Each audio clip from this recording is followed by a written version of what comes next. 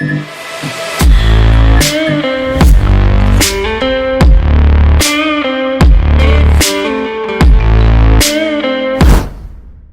up, bro? Can you hear me? Yeah, I hear you now. Can you There hear we me? go. What's Okay. up, man? Not much. Is it too dark? Am I good? No, You you're want good. more? You're good, dude. 'Cause I've Am I? got Am I? like, Can you hear me? yeah, I can hear you. Is Nice. the light good? Oh, you're good. It's good, dude. The stash is great, though. Yeah, I actually gave Steph a pretty like specific shout out about the stash for our That two. was great. That was great. Congrats, by the way, dude. I appreciate it, man. She's put up with a lot of facial hair. I tried to get her a while, and then it looked really terrible. And she went in public with me and shit. And it was, I appreciate it. Yeah, that's hilarious. I was just Molly. I was growing my hair out, and Molly started to kind of give me shit about it once the new year started because I told her I wanted to go the whole year last year without getting a haircut, Yeah. and once it got to a point, she was kind of like, "Yeah, you gotta, you gotta get that cut." So I'm working on probably 9 months or so. looks good. Uh, Steph's never seen it long, so I don't have a reason not to. Do So you wear a lot of hats? yeah, I can wear a hat to work. So I mean, it's just Word. it works out. I started doing that, and then it got cold up in Ohio, so I started wearing beanies a lot, and then my hair started drying out, and it just, Yeah. yeah, it was not nice, no fun, but well, dude, glad we could catch up and stuff. What's new? Anything new in Charlotte? No, not a lot actually. I mean, I started a new job in June, so I've Word. been there since then. Um, COVID lockdowns is pretty strict out this way, so there's not a whole lot happening. Working from home. I am not actually no. Word. So yeah, so I was in when it all started. I was in when I was still with that commercial water company that you know where I was. I knew Yeah. and so I ended up moving to logistics, but I'm in propane.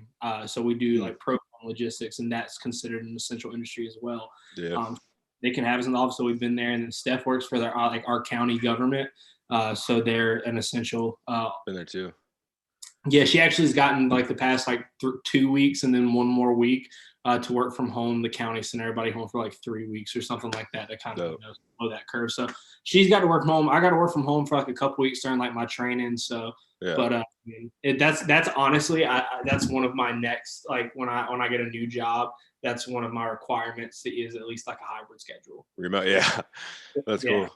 Yeah, I've been in office the entire time too because pumps are. I mean, they're saying over there was if you're shitting, we're still working. So so they were like, yeah, we're essential and we're still doing our thing. So, but in a way, it's kind of nice because I don't know. I feel like if I was stuck at home all day, I might go crazy. So I'm kind of glad Yeah. I had something to kind of keep me out. But it would be nice to sometimes kind of like what you said with a hybrid schedule. I think that would be optimal. My company's like secondary office is in Westlake, Ohio. So I don't Oh, know how really? it is. Yeah. Yeah, it's like an So, hour. That's where the Paul brothers are from. oh, okay. Jake and Okay. Logan Paul. It's dude. So you know how they always talk about like how they like their life's growing up, their struggle and everything. They live in like $500,000 house. They grew up in a $500,000 house in Westlake, Ohio. Like Westlake, Ohio is literally the highest. So I remember my friends like talked about this when they were in school to be teachers. It's the highest paying school in Ohio is Westlake because it's so nice. Like it's the highest like. They didn't struggle at all, bro. Like compared to LA, maybe, but like they still had like a mansion, dude. Yeah. They were easily well off. Yeah. Yeah. Upper middle class isn't struggling. So No, that's exactly where they were. So that's crazy. Yeah, that's cool. What's the company name? Amerigas. Amerigas. Oh, dude, are they like they're like trucks everywhere? Yeah. We're national. We're pretty national. So my office, they Is brought it like a all. blue flame or something like that? Maybe like the. Like I'm gonna look it up. It's like our like names like red and blue, like Amera is like one color, gas is I don't know if we have a logo, but they brought all of the like logistics operations to Charlotte in June. So that's how I ended up getting on with them because they were hiring for that position, and they did the same in Westlake. So Westlake services the West Coast, Charlotte services the East Coast. So like I'm in Charlotte, but I Gotcha. do stuff in Tennessee and Mississippi. Like a, I've Yeah. definitely seen those before. Yeah, they're in it literally if you've ever been to a Dollar General, you've seen AmeriGas. That's like we're Really? like the Okay. Yeah. paying person for them. That's cool. Yeah. So are you in logistics here again, or what are you doing? Yeah. So I'm a delivery coordinator. So Okay. basically, yeah, I have a bunch of different accounts for. I have 3 different like districts, and Mhm. I have a bunch of different accounts that I basically schedule the routing out for. That's cool. 20 a day here, 20 a Yeah. day there. So it's cool, man. Logistics is like You're probably working with a lot of people too, like working with a lot of drivers. Do you work with a lot of drivers, or do you kind of just set their schedule from like a I distance? work with the drivers' bosses. So I work Okay. with people that are like managers that are on the ground in Tennessee and Mississippi, and then they Hmm. kind of go towards the drivers, and that they kind of handle that. But it's a fun job, dude. I Good stuff. never. Oh yeah, it's No, I'm definitely. trying to focus. I'm trying to like auto. Sorry, I was trying to auto my thing's like not in focus, and I don't know how to like I see what you're saying. poor quality. Anyways, my bad. Yeah, no, you're good. And so, I don't know. It's just busy in the winter. Everybody needs like gas, like for heating and stuff. So Yeah. the winter's been tough, dude. Like we've been pulling like today, tomorrow will be my 12th straight day of like 8-hour days. Uh, Dude. yeah, so it's like, I mean, we're crushing it, but like logistics, I never thought I would like logistics. Is like as stressful of a job that it is, but it's like once you do it for a little bit, like it's kind Yeah. of addictive. Like going to work Yeah. every day, just like knowing it's gonna suck is, I mean, it's kind of fun. It's Yeah. knowing you're gonna have a different problem every day. Yeah. Yeah. That's cool. That's cool, dude.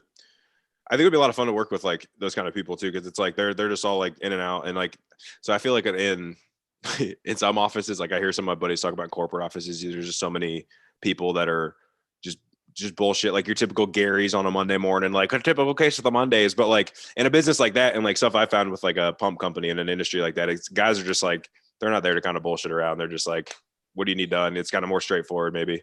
Yeah, no, everybody I work with is mad cool, and we Yeah. all we come in there and we bust ass from 7 to my schedule 7 to 3:30. So we come in there That's and we cool. work hard. Everybody's cool. Everybody knows it's a stressful job. So it's like it's nice when you have a caliber of person in there that knows it's gonna be stressful Yeah. because we don't snap on each other, Mhm. under stress. And so it's nice to be able to have like that like cohesiveness. And so Yeah. we work together a lot through that because it's like like bond through the struggle. Like you're working long days and stuff, but everybody's Yeah. doing Yeah. For sure. yeah. That's cool. So I was gonna ask you about past, I guess I don't know what's new with Water of the World. That's kind of like one thing like I always tell people when we start talking about just random stuff whenever it comes up. I'm always like, oh yeah, I got a buddy that does this. I end up showing your website, so I'm curious if you want to talk about that and kind of Yeah, for sure. how's that been, or what's like maybe explain that again, or kind of like explain more exactly what it is, and then Yeah. yeah. So Water of the World started my junior year of college like 5 years ago. We started out as a company to give clean drinking water and agriculture irrigation. And then we shifted more towards being a company that really just deals with clean drinking water. Then we kind of started moving that into a more large scale thing. Mm. So like our last trip that we went down, I took 8 other people down. My parents went, my sister went. Second time my parents have been. Took some people down, Really? and we set up like water filtration facilities in like 5 different villages. But it was like big enough facilities that it filtered for the whole village. So we Wow. kind of moved into like that. It just it at Bigger the size. bottom line, it's a big bang for your buck scenario. Yeah. It's that was our big trip that we've done so far. We've got our big flagship facility down in Conj, and that's kind of where we run like our base of operations is mostly in Haiti. But now we're in like 7 different countries just through various partnerships with different other nonprofits. Hey, Mm. we'll in this there if you give us 10 filter systems, that kind of thing. Yeah. So networking's been for that's been awesome, but now we've shifted more towards a school that we're kind of focusing on. One of my like big contacts down there, Rodolphe, he's an amazing artist. Literally, I'm sitting in my living room right now. I have 3 of his paintings hanging up in That's my cool. yeah, I mean, he does like such sick work. And so he's just been a really good guy down there, a really good friend. And so he Cool. started running like a music and art school out of like the back of his house. Really? All these kids like, hey, if you can paint pictures that, tourists will buy, you can go to the bigger cities, like where the cruise ships come in, whatever, you can sell art. He teaches music. He's a, ridiculous good musician. And That's so he awesome. like music and they can kind of go do that as well. But for whatever reason, it went from like 5 kids to now there's like 60 kids. Like it's got like Really? such a following in this village. It's unreal. Wow. It's awesome. And so What's the village called? the village is called Conj. Conch. Okay. Yeah, so Conj actually got screwed by Haiti in like the 50s. There's a small village down by this big lake, and it's called Bas Conj, which is Lower Conj. Yeah. Okay. Higher Conj used to be there because the lake wasn't there. It's a man-made lake. In the 50s, Haitian government come in and said, hey, let us flood your village. We're going to get turbine power, water power from this lake, and we'll build you a new village. So they were like, all right, sick. That's awesome. We'll get a new village up on the mountain, whatever. Flooded the village, didn't build a new one. Oh, so, yeah. So they got really screwed. So Conj is basically. This is recent. You said like the 50s. 50s, yeah. Wow. So Conj it's come up a lot. So partners with the hospital there now, Doctors Without Borders, and so that's kind of helped bring Conj to where it's at. But I mean, there's so many people there. Wait, so do you know any like what happened with that? Like, was it just like, and what did all other countries, like, were there any other countries involved? Was there kind of like a questioning of this, or was it kind of just like everyone's like, yeah, all right? Sketchier things have happened. Like, I mean, we can kind of a little bit later deep dive into like the sketchy things that have happened in the Haitian government. All right, yeah. This is very small scale compared to like some of the stuff that's happening. Okay, so, like, okay. Flooding a village of 5,000, not even on the radar. As bad as that's crazy. No, I'm not. I didn't mean to laugh. Like, I meant like to laugh as like, wow, that's insane. Yeah, and it's like it's been generational people where they're living in like essential, and I mean it's a lot of developing nations. A lot of people are living in shacks, small hut houses, makeshift things, but it's just been like generational, almost like refugees that have lived there. But to see where they've come from the 50s to now is unreal. Like Conj is probably the most resilient group of people I've ever kind of met with. Really? Yeah, and so now, like in this village where there's this hospital, there's just like a little house, and there's like 60 kids in the back, like painting and playing guitar. It's crazy. That's awesome, dude. I want to go there. Let me know about it. If you ever having like an opportunity to go back there, let me know. Like, I think that'd be awesome. That sounds like a place that I want to go hang. Yeah, and so they have like a pole barn in the back where they teach everybody because it's so big now. That's awesome. We kind of built like a little bit better of a barn and everything, but now our goal. Like a year ago, one of my guys came to me, Rodolfi, that I was talking about, came to me and said, "Hey, for like $1,500, we can buy out like a whole mountain." And I was like, "A what? A whole mountain, like a mountain." Really? For $1,500, I was like, "All right, let me see if I can get the money together." Fundraise some money, got $1,500, bought this mountain. So now we have Lafayette Mountain, which is awesome. We have this big mountain. So now you have a mountain in Haiti. Yeah. Wow, that's amazing. That's the coolest thing I've heard from anybody I know. I'm not even gonna lie to you. Like, that is the coolest thing I've heard from anybody I've ever known. And so now the big like goal here is to build like an actual like concrete cinder block school on this mountain. And so now we're trying to fundraise like 60. Are there more of these for sale? Yeah, I'm sure. He was like, "Hey, I know a guy selling his land." Yeah, can I buy like the mountain next to yours? Like, can we just have like? I was like, "Sure, man. I'm all about it." That'd be cool. We planted some mango trees on it. And dude, that's sweet. Yeah, so now we're at the big Water the World project is raising money to build the school on the mountain, and then to build a guest house on the mountain as well. So like when either my group goes down or anybody that we know goes down, we can, like Rodolfi, like we can have his mom and like a couple of other women say, "Hey, do you guys want to come like for dinner for the week?" And then they make money. So just trying to stimulate the economy. Yeah. Kind of bring it full circle. But that's where Water the World's at now. And I mean, we started as agriculture, irrigation, and ended up as music and art school. So yeah, dude, it's sweet. It's that's what it is though. I mean, that's all about just doing something. You start something and like just, if you have too high of an expectation, you end up kind of psyching yourself out. And it sounds like you're just kind of like, I'm just going to keep moving with it, and wherever it goes. And that's kind of where you've been. And look where it's taking you. You have a mountain in Haiti with you're about to put an art school with all these kids. Like, think about all those kids in like, I personally kind of like feel that because like music's played such a huge part in my life. So like you're providing music to like all these kids. Like, that's awesome, dude. And like, that's like, so, but like, it's going to be super cool when one of those kids like is like number one on the Latin Billboard someday. And you're just like, yeah, like I learned music because you provided a school for him in water and he was able to thrive in that environment. I think that's going to be really cool. And that's going to happen because you're out there just producing and you're doing, and I mean, that's awesome, dude.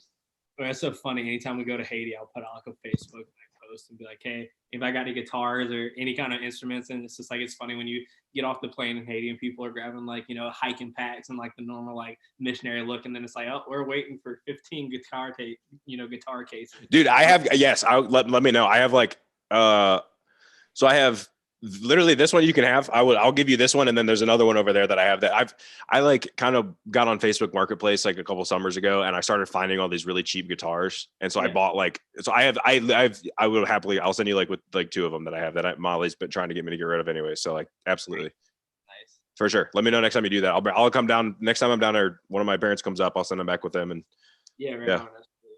So tell me about Tommy Ray King. How's that been? Tommy Ray King. Yeah, dude. So like,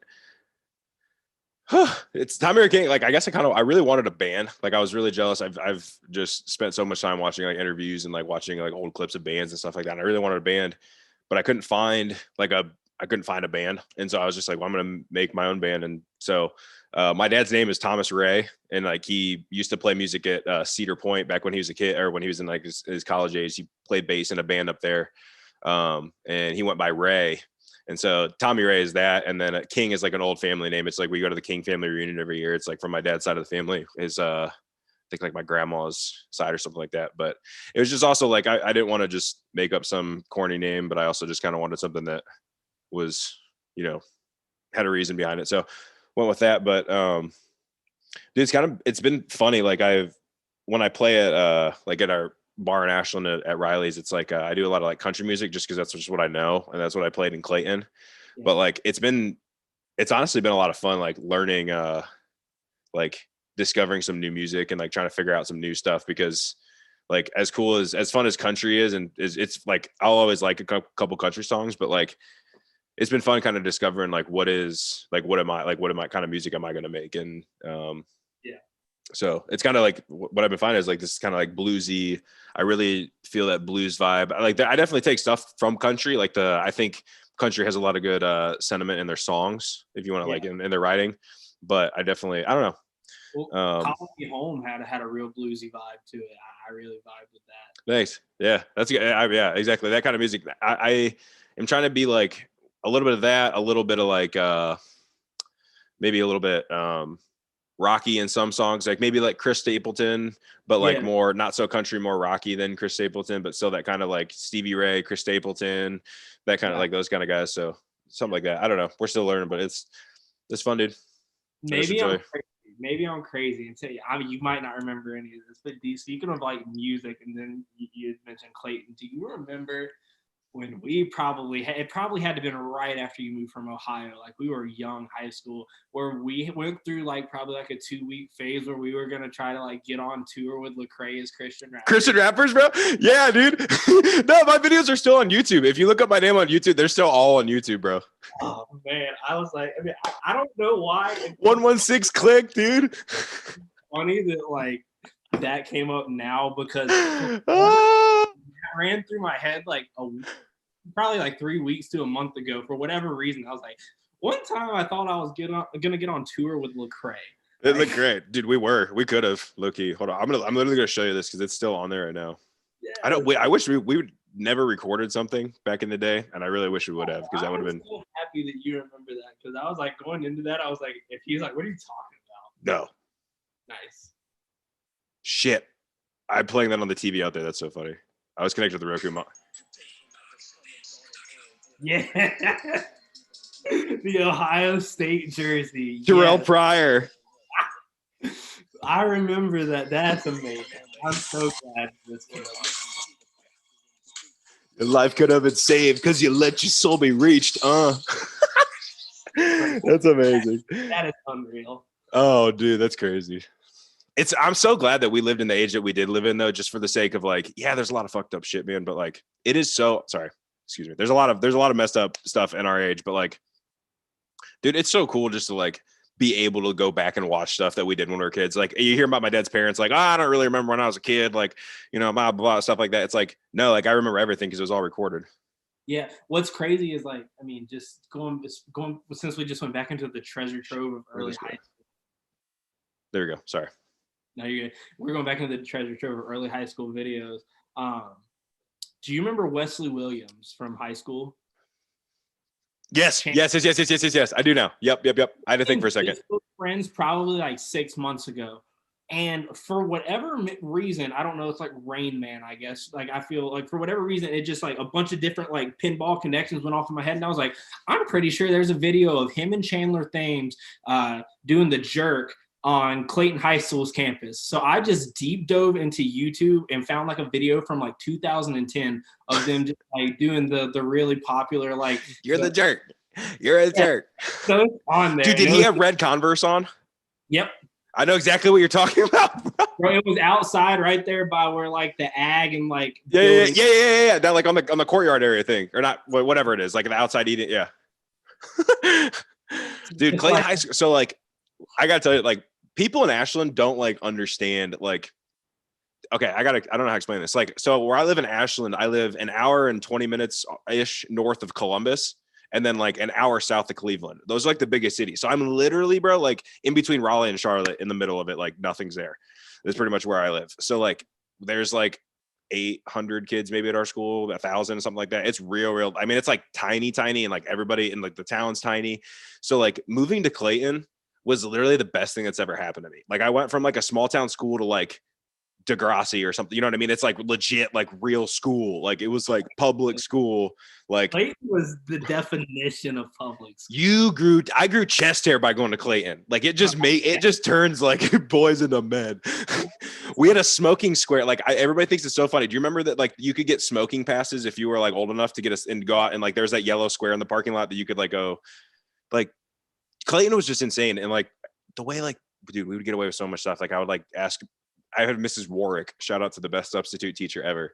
I've had her in math class, and I'd be like, hey, I'm going to run to the restroom really quick. I'll be right back. And I'd get in my car and go to McDonald's, come back with fries. As long as I gave her some fries, she wouldn't even know most of the time. I'd just come back with food and just be like, yeah, whatever. Where the guy just sat in that little hut did not care. No. Didn't even get to look, man.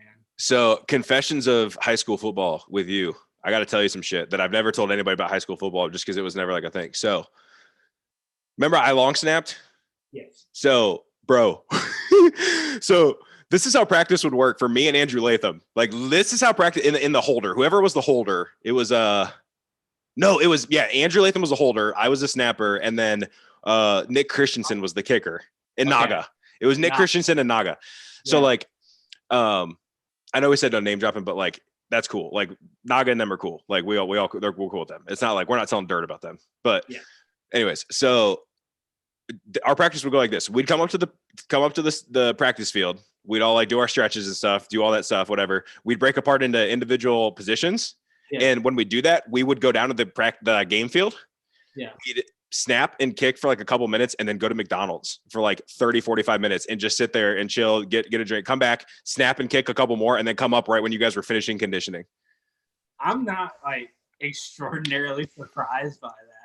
Bro, we literally did that so many times. Like there were a couple of times we'd like Latham would run over there and we'd be kind of sitting there and he'd run over and grab it for us and we'd eat there. But like we'd literally just we'd play like 2-on-2 razzle dazzle and stuff like that. Like we just dick around. Like the cheerleaders were down there, so we just like fuck around with them sometimes. Like dude, it was so we loved it. We're like, this is the coolest thing. And we'd like watch and wait till you guys were like halfway through conditioning before we'd kind of like jog up there. So we'd meet you guys like right at the end of it.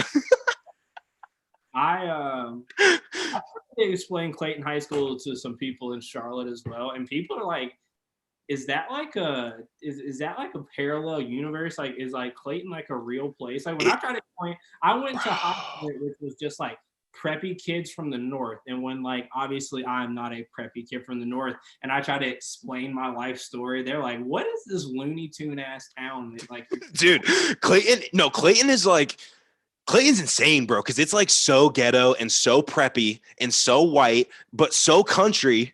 Dude, it's like it's a mind fuck. Literally, Clayton is literally like it's like birds, from Yeah. Birds to Glen Laurel, like literally 2 miles away from each other. Technically, like bird's eye view, they're like right there. But like, Birds out here selling like Lucy cigarettes to 15-year-olds. dude, the guy would literally, he'd be like, as long as you show me nudes, I'll give you a Lucy. So we like Googled nudes of like random high schoolers. Be like, oh yeah, this is this girl named Heather that she like, we know her. He's like, no way, let me see. And he'd be like, all right, here's a Lucy. Give us a Lucy for a nude. Like, Odd man. sorry, T, if I get you in trouble or whatever his name is. There, he's probably not there anymore. Just what He's probably still there, actually. Still selling Lucy's. Man, it dude. is so interesting, and like I'm obviously not gonna name drop, but it's so interesting to see the people that like either stayed in Clayton or the people that left Clayton, and just like the dynamic of like think about how weird like a 10-year high school reunion would be with our class, with just like the people that like not only that were there, but like where they're at now in life. Like you got people. Yeah. All Are you involved with that? Because I'm not part of that Facebook or anything like that, and I didn't get. No, I don't care. Like, I didn't get invited to the 5th, but like, if people are going to the 10, it would be cool to see some of you guys. Like, if depending on the situation, even if it's not, we go to the actual reunion, we should make like, hey, it's 10 years ago, we graduated. We should all like link up in Charlotte and go out for dinner or something like that. I mean, I've definitely not. Let me tell you something crazy. I talked to 2 people from Clayton High School now, and one is you, obviously. The other one's gonna blow your mind, and we didn't become like friends until recently, and we randomly became Facebook friends and reached out to each other and we're like, yo, like sorry there's been beef in high school, but like obviously we're grown or different people, and like cool. Can I guess? Yeah, guess. Go ahead and guess. Hold on. You're not gonna guess. I don't want to name drop, so I'm gonna text it to you. Let's see how this works.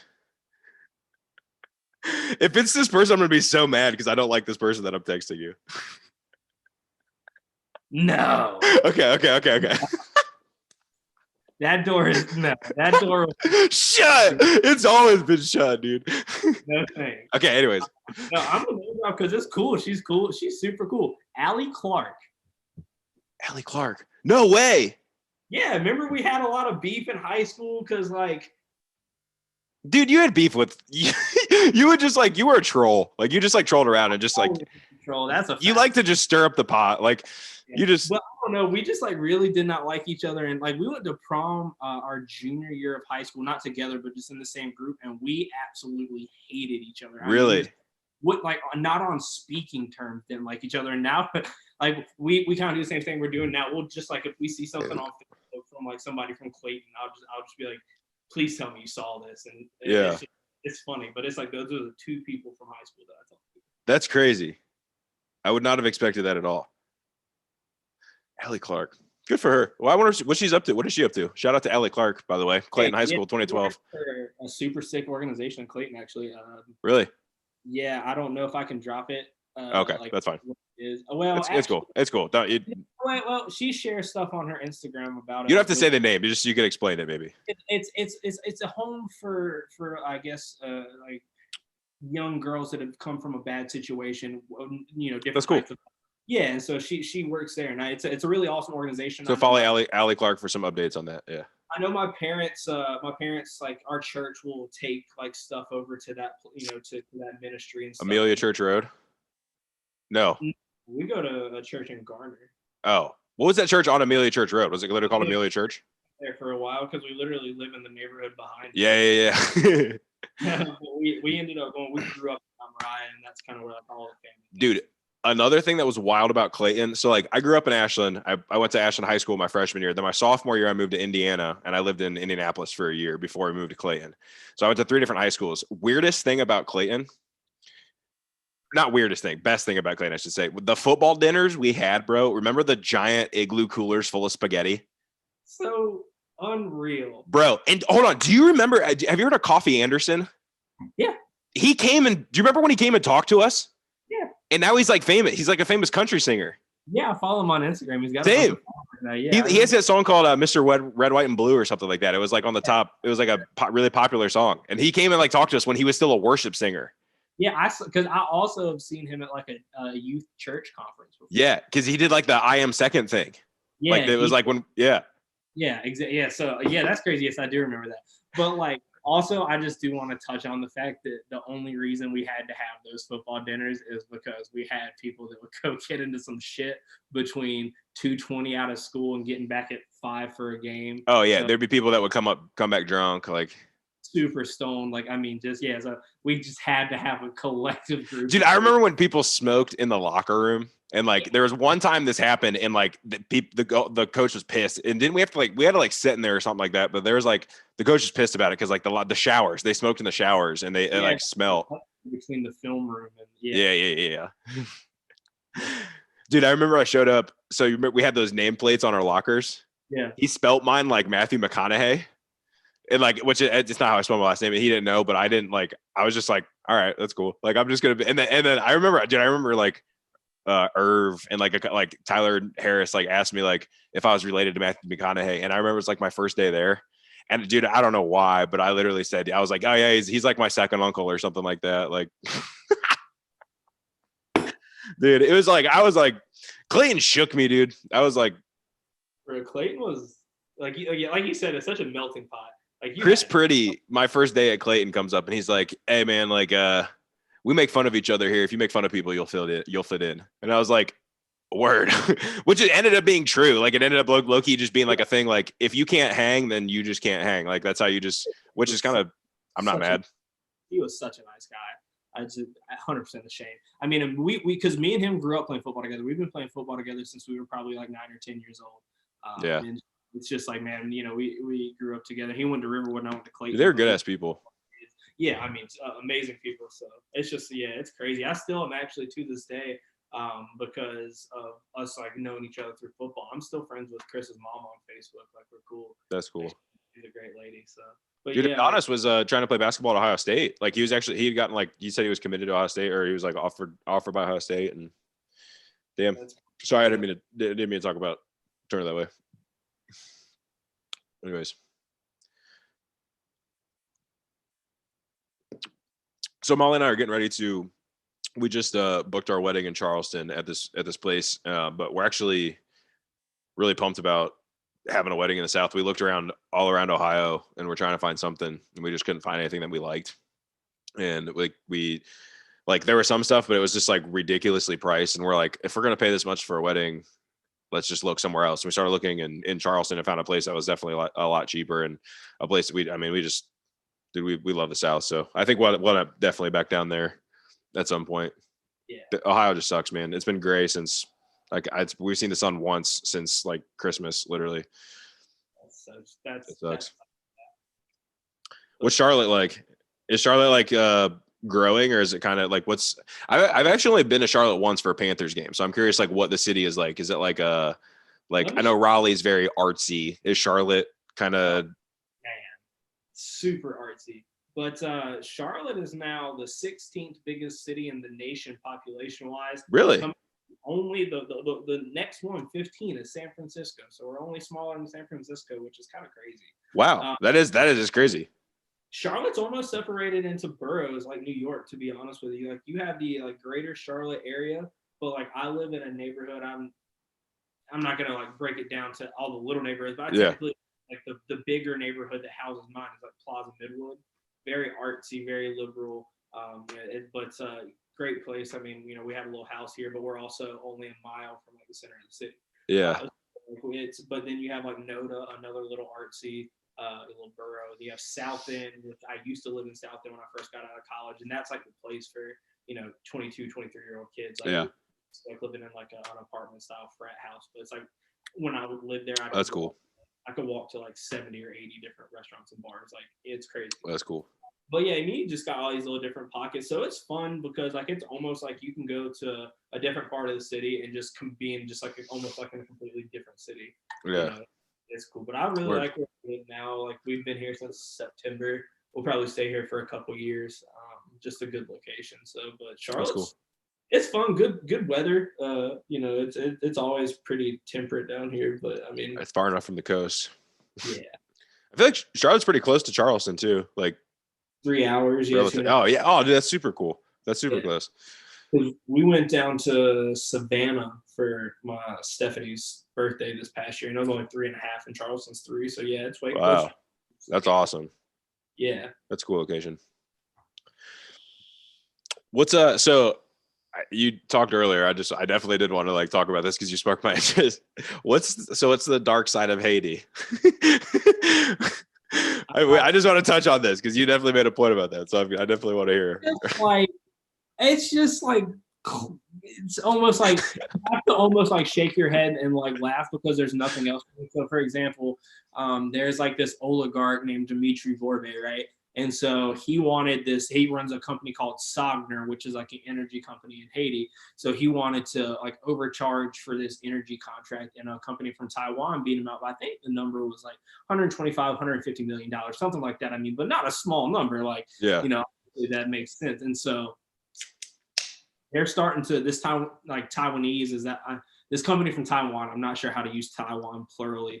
Anyway, this company from Taiwan is now starting to do like all this like energy power stuff, and then Taiwan.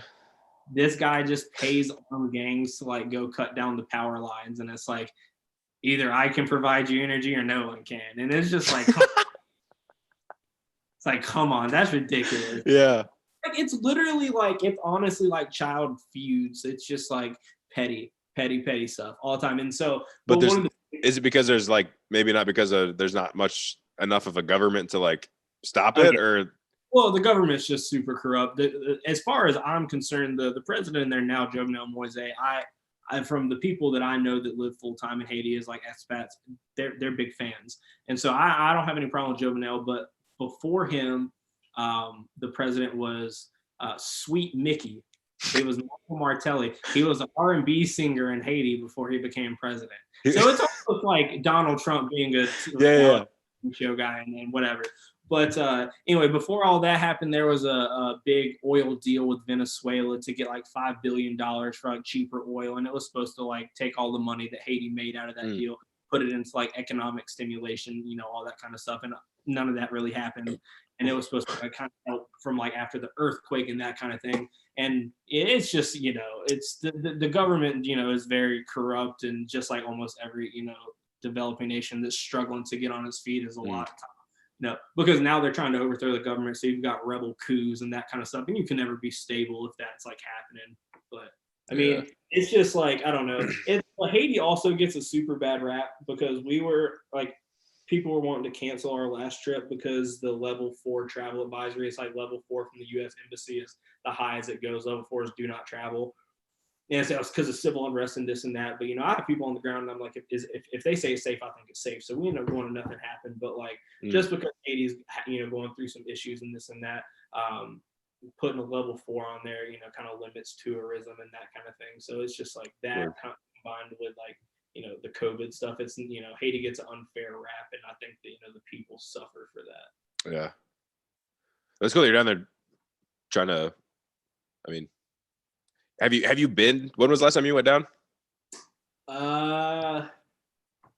May of 2019. So coming up on 2 years. It's been, obviously it's been hard to travel with everything. COVID to get there. Cause like, I know now, like sometimes they're like, and it's like different every day of the week down there, which is so tough. Cause like some people are like, oh, you get off the plane and they make you quarantine in a hotel in Port-au-Prince for 2 weeks. Some people get off the plane and nobody cares. Some people, you have to have a negative test. Sometimes you have to get a rapid test in the airport. You never know what you're going to get though. And I just have the bandwidth to want to risk being in a Port-au-Prince hotel for 2 weeks. Yeah. So that's true. Have you heard of, I was asking about Charlotte. Have you heard of Moonlander by any chance? He's a singer from Charlotte. He's like he's kind of like I don't know, explain it. You should look him up. He's like a newer guy, but I actually been following him on Instagram and talking with him. And we're actually gonna low key maybe possibly something. That's all I'm gonna say. But like, yeah. So his name is Moonlander though. He's good on Spotify. He's good Apple Music and stuff like that. He's definitely checking him out. He's a cool guy. Is there any music, like what have you been into recently? I'm curious, like what you've. Yeah, I'm so glad you asked. Been on a tear recently. Have you?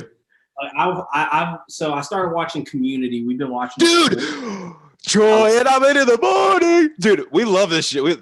Molly's the one that got Molly's seen it like through and through. It's so good. That's a good show. And so Anthony is going back to grad school for applied behavioral therapy. But one of the it's like we like is how Abed is obviously, he in one of his raps he says on the spectrum, none of your business. So like the fact that it's kind of meta that like maybe he does have Asperger's or something, but the fact that the group like treats him like a person and it's not just it's the inclusion factor for Yeah. But anyway, so I've been because of that show, because of actually that rap when Troy was gonna go undercover to expose Santa at Christmas. That rap down a Childish Gambino hole. Ooh. And I've been jamming on Childish Gambino hard, and I think I want to get your reaction, your raw reaction on this, because I've got mixed reviews on this. I'm gonna say a statement. Childish Gambino is top 5 rappers of our top 5 hip hop artists of our generation. I will say, if your mind is open enough to how that could be applied, then I agree. Like, I could agree, but just in the sense of like, hold on. I think that Childish Gambino could be one of the top 5 greatest artists. I don't want to limit it to hip hop because he did so well in Community. Like, he's such a good actor. He's such a good rapper. Like, he has bars, dude. So like his thing on Sway, he does a freestyle on Sway. It's literally one of my favorite freestyles of all time. Like, it's goes from rapping to talking back to rapping. Yeah, and he does like the part where he's like singing. He's like singing, and he's like, but then he just starts rapping again, dude. He's so good, dude. And it's so like I would say he's definitely, my only thing with like, I guess I haven't looked into him deep enough to be able to say that. And if you're saying that, I trust your opinion enough to where it's like I'm going to look into it. But like, body of work, that man's body of work is extensive, and it goes like I said. That's why I was going to say rapper, but then I'll kind of broaden it to hip hop, and you might be right. Artist might be a better term to encompass everything, but I mean, the fact that he can drop like a hard track for Childish Gambino, like Sweatpants is like one of his harder rap tracks, and he can drop a sick rap, but then he can also go on like Jimmy Fallon and sing Redbone in a like falsetto, like for an entire song. Yeah. I mean, his breadth of work and what he can do. Yeah. His album with like Redbone, Me and Your Mama, Baby Boy, Terrified. I think it's called Awaken My Love or something like that. It's more of his like In His Feelings album, and that's probably my favorite. I listened to that album like Childish Gambino. And I've also been, and as toxic as it is, I've been on a huge Juice WRLD kick recently. Oh, that's good. Yeah. Juice WRLD's good. Yeah, I found one song of his from like one of his like 2017 albums. It was like the same album that Lucid Dreams was on, and I've just been bumping that album for like the past week. But like, it's like so sad that like all of his music is about like either like drugs or breaking up, and then like obviously unfortunately he overdosed. But, like, music is like such a like his song like Wishing Well is like such a catchy song. Like that's like a summer day drinking song, the vibe, but it's like such like a sad song when you look at it. Yeah. Have you heard Cuddy's new album? I've not. I didn't. Ooh, bro. I'm not being biased because I'm from Cleveland. Or no, I'm not even from Cleveland. Like it's not, I promise. Like it's just like I don't know how to explain it with in a way that I don't know how to explain it in front of my parents. It's just like one of those. It's like what I mean. It's one of those things that you just want to get in that mood and listen. Dude, it's so good. Like dude, I don't even know. Tequila Shots, the song with Skepta from the UK and Pop Smoke, Show Out, I think is what's called. There's like, dude, the whole album is so good. And it's like, so like Man on the Moon 1 happened and Man on the Moon 2 happened like way back when we were in high school and stuff. Like it's amazing how he's able to literally make the trilogy of that album of those two. Like it's like 1, 2, and then this third, like Man on the Moon 3 it fits exactly with them, like where he was so long ago, like back when all those first came out. Like Man definitely. I have the strongest memory I have tied to those is to and from summer football practice. Me and Gary Richardson would be whipping my old Dodge Dakota. I remember that. Yeah, we whipped Gertie and we would just like on repeat listen to, and it wasn't even this. It was like I had a CD player. I didn't even have an aux cord, so I was like had like a burnt CD of just like not Juice WRLD, but Cuddy, and that's just all like those. Vibing to like going to 2-a-days just to Cuddy, knowing it was about the stuff. Dude. Our 2 days were it was insane how we what did we go? Like 5, it was like 5 to 9 and then like 6 to 10 or something like that. It was It might not have been long, but it was like morning and then it got too hot. So we had to go home and then we'd come back that night. Yeah, that sucked, especially when we had weightlifting in the morning and we lifted weights for like 2 hours. We were like, oh, be back at like 5 for practice from like 5 to like 7:30 or whatever. Yeah. Had to sit at home like tired and wait all day. Yeah, that sucks. Because I'd usually get home and start playing Xbox. I'd play Xbox like all day and then be ready for a nap, but I had to go to football in like an hour. Yeah. Oh. Gary Fowler. Man, what a coach, dude. What a guy. Dude, so I remember, so I was telling you, like, Latham and I would go down and just dick around on the football field. So this one time, like, there were a couple times we saw he's retired now and it's not going to do any difference. But, like, there, I swear, like, this happened, like, we saw him at least 5 times. Came down and he rode his golf cart down, and, you know, the coach's office, like, so we're on the game field and you look at the bleachers and then the coach's office was right behind the bleachers. So we could see through the bleachers. He'd stand behind the bleachers between the coach's office and the bleachers and smoke cigs during practice. He'd come down and just stand there and like we'd see him do it multiple times. Like it was the funniest thing. Literally could do whatever he wanted to on that campus. And do you remember that he taught a class, which is like mind blowing to me. Like they literally, yeah. What class? It was called like turf management or something. I don't know. It was anyway. He had literally just football players in his class that would go pick up trash like in the courtyard after lunch up there at the cafeteria, and then like kind of just like keep the field up. And it was like I don't know if it extended into like our later time, but I know like my like freshman. I know there were like what varsity that were on and Gary Fowler's like turf management class. Like yeah.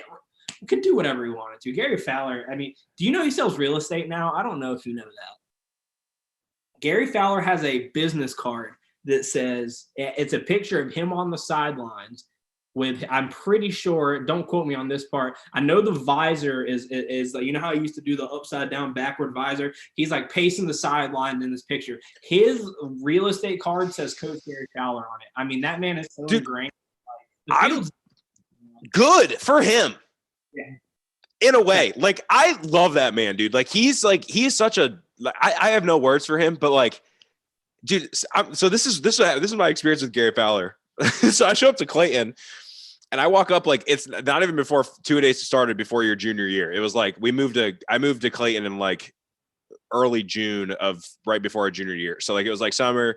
So I like walked up there and it was Alan West and Gary Fowler and Brigman were in the coach's office. And I just walked up the one day, I drove up and I walked in, and I just like introduced myself and told him everything. And he's like, yeah, all right. Like, sounds good. Like, we got 2 days coming up, or we got football camp at Campbell, like meet us there or something like that. And I'm like, okay, cool. So I end up getting there. I don't have my helmet because like I wasn't there for check-ins because I moved late. So I showed up. I don't know if you remember this. I showed up to football camp and I was like, what the heck? So they gave me a Campbell football helmet. Like, and I got to wear that during like our, so that's my first. So I felt like such a douche because I'm walking up like the first time to meet my new football team. Like I'm meeting all you guys and I'm wearing a Campbell helmet. Like, who the fuck is this kid? I'm like, damn it. Like this sucks. And I do remember specifically, you were one of the first people that I met. It was you. I remember who it was. It was Edson. You and Edson Martinez sat on the bus next to me after like one of our first like scrimmages when we went over to Garner or whatever for that. And like, I remember meeting, you were one of the first people I met in Clayton. And I was like, I'm not making this up, dude. I swear I remember meeting you and be like, I think I'm going to be friends with him. Like, he seems like the kind of person, like you reminded me of somebody from Ohio that would like, just like somebody that I knew. Like you were like, I felt like I just remember thinking that was gay, but no, dude. So I show up. So we get back from football camp and I never really talked to Gary Fowler there. I was roomed with Dylan Turner and Gareth, I think is who it was, like Dylan Turner and Gareth, I think. And at Campbell University, and we're up in the dorm, and Dylan's like talking about his fishing and like all this stuff. He was like telling me about this, and like I was like, oh cool, dude. So we get back, and I'm like putting the shit in my locker or whatever. I'm the only one in the locker room, and Gary Fowler walks in, and he says something to me, and I'm at like so like you started like alphabet was like A, and yeah, I was all the way down the end. Yeah. So I'm down there, and he walks in by his coach's office, and he says something to me. I'm like, huh? And I was like, because like I just whatever, and he's like, huh? And I was like, huh? I didn't hear you. What'd you say? And he's like, huh? He's like, you gonna say huh to me? He's like, no, down here, if you don't hear what you say, sir. You say, sir, what'd you say? And I was like, oh shit, dude, like this guy's serious. Like he like yelled at me because I was like, huh? And he's like, huh?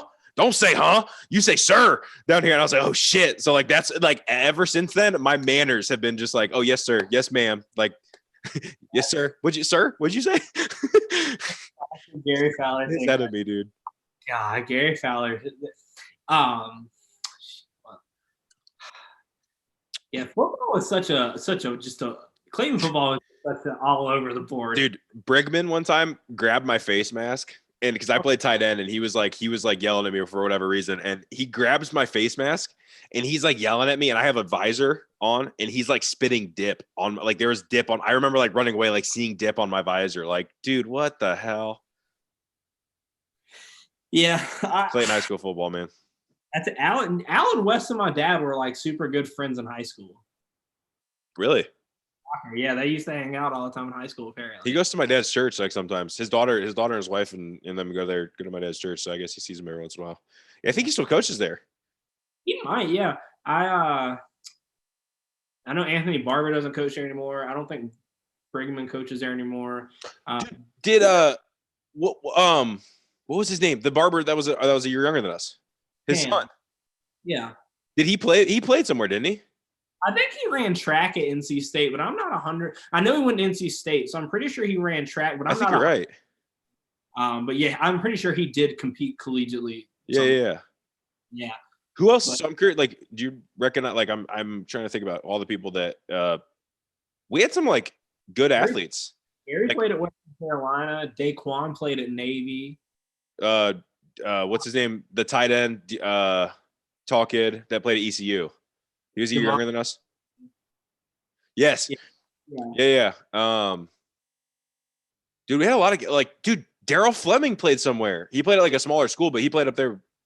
It's a school in Greensboro. It's near where I went to school. Really. He actually just had a baby. Good for Daryl. Really? Yeah, he just had a baby with his wife. Just a nice guy. Daryl was always. Dude, I love Daryl. Daryl's like literally what you're right. One of the nicest guys I've ever met. Like he was just nothing could bother him. Like he was just such a peaceful soul. Shout out to Daryl, dude. Yeah, right. Great Shout out to Daryl. Shout out to Naga. I like Naga. I love Naga, dude. Naga was one of the like my first friend. Like we didn't like each other, but like he was low key one of my first friends. Like we like didn't like each other, but we still like hung out every once in a while. He went to NC State, I believe, and now he's married. So good for Naga. Congrats. What's you mentioned Gary earlier. What's he been? Have you talked to him recently? Oh yeah, we talk occasionally. We talk about we're both kind of in like the investing. We like to like I'm on Robinhood just to fun whatever, nothing crazy. Yeah. I would of that. Yeah. But anyway, we talk about just like we'll pass on stocks that we're looking into that. Yeah. Kind of thing. Charlotte, like probably like 20 minutes from me. He doesn't get at a place. He's been there for a while, I'm pretty sure. But he's also got a son. He's got a son that's like a close to a year old, I think. Wow. His kid's walking, I know for sure. That's awesome. Yeah. So I've seen him a couple times since I've been in Charlotte. Cool. Yeah. It would be cool to like meet up with some like I haven't seen like Gareth or like people I used to do like what Gareth and Gary and like those guys. It'd be cool to like link up with them sometime. Yeah, Gareth moved back to Clayton, I believe. He's down there for a, I want to say like a engineering or architect place. He's his mom goes to church with my parents. Okay. I've seen him a couple of times at church, but yeah, he's crushing it. I'm pretty sure he bought a house. Like he's crushing it. So shout out. Shout out to everybody. Clayton High School, man. Dude, that's cool. Well, dude, I'm glad we were able to like talk. I'm pumped that like I'm trying to get like a lot of people on it. I know this is like it's like a new thing. I'm just trying to I've been streaming. I've been making music. I made like a chicken tacos recipe on YouTube. Like I've been just trying to just do a bunch of random shit just to try and get good at like just putting out content just for the heck of it. Like I'm just bored all the time and there's nothing else to do in Ohio. So I figured just do it. But I'm doing I'm meeting with Christian Martin next week sometime. We're doing a little podcast. Yeah, I met with dude. It was cool with Dylan and Tyler Schrock. Do you remember Tyler Schrock? Yeah, he does a lot of music stuff, right? Yeah. So he's still living in Clayton actually, and he's not still like he moved. He's been around and like he's back in Clayton currently. And I talked with him and Dylan. Dylan's down in Nicaragua. living down there and lives on the beach. Dude, Dylan's so cool. He's like, I love Dylan because he's like, he sold all of his stuff. His wife, Jamie, is like, she reminds me of Molly because she's just like the most like, she's a typical hippie, just like the coolest person you'll ever meet in your life. Like just such a good, like down to earth person. So they sold everything they had and moved to Nicaragua. He works down there as like a missionary now. And he like does like, he works like part-time a little bit to pay for his rent and stuff like that. But he lives in a house that's literally on the beachfront. And it's $300 a month or something like that. He said, and he's like, it's super cheap. He lives down there. He makes food for, what was this? He told me the other day, it was like, they make like 32,000 pounds of food a week or something, or like 30, they feed like, dude, he's like down there, like it's awesome, like what he's doing. He's just down there living, like he's making enough money to survive, making enough money to have fun and like live, and it's just like everything's, you know, just everybody takes care of each other. I follow him on social media, so I've been seeing. Oh yeah, been absolutely crushing. I went to senior year. We went to prom together in the same group. Really? I went with some girl named Gloria that didn't go to school with us, and he went with Shelby Houck actually. Yeah. Like the theater kids to prom senior year. Dude, I loved the theater kids in high school. Like when I painted for you did. You used to hang out. I remember you used to come hang out with us all the time. Like the theater, like you were always over, like just dicking around with like after school and like stuff like Courtney and Jade and dude, Courtney and Jade. Shout out to them too. Love them. They were like, I haven't talked to them forever. Every time I come home, I've hit them up a couple times. So if you guys hear this, I don't know why you haven't hit me back, but like I've been trying to chill. But like they're cool. I think they're just about them in so long. Wow, yeah, they were awesome. Remember that time? Didn't we go to the pool at y'all's neighborhood one time? I faintly remember that. Oh yeah, for sure. That was a good time. I actually talked about that recently. I was cleaning out my room at my parents' house. Me and my girlfriend were back like a couple of weekends ago, and I found my headshot, orange Hollister V-neck, arms crossed, hands down against the brick wall, just like grinning. And it was Set Designer. And I was like, I remember this. This is from Babes in Arms. And then, Babes in Arms, dude. No. Right under that was like the flyer. It's got the guy. Like, did you find the playbill for it?